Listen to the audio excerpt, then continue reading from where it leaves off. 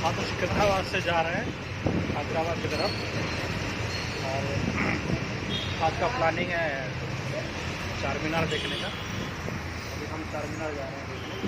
ठीक है, बाहर थोड़ा सेटिंग कर रहे हैं, बाहर थोड़ा हवा चल रहा है ना, वैसे भी सेटिंग करते हैं इतना शर्मा नहीं है। ठीक है,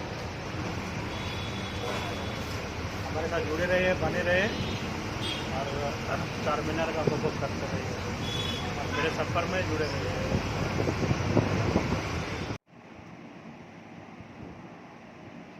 good morning, very good morning. ये हुसैन सागर है।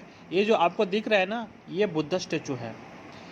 ये जो सागर है इसको बुलाया था हुसैन सागर। ये हुसैन सागर इरिगेशन पर्पज़ के लिए बनाया गया था। इसको बनाया था इब्राहिम कुली कुतुब शाह 1563 में बनाया था। ये स्प्रेड हुआ है 5.7 स्क्वायर किलोमीटर तक। और ये हैदराबाद का सबसे बड़ा लेक है। इसका मैक्सिमम लेंथ है 3.2 किलोमीटर और मैक्सिमम डेप्थ है 32 फीट 9.8 मीटर लगभग।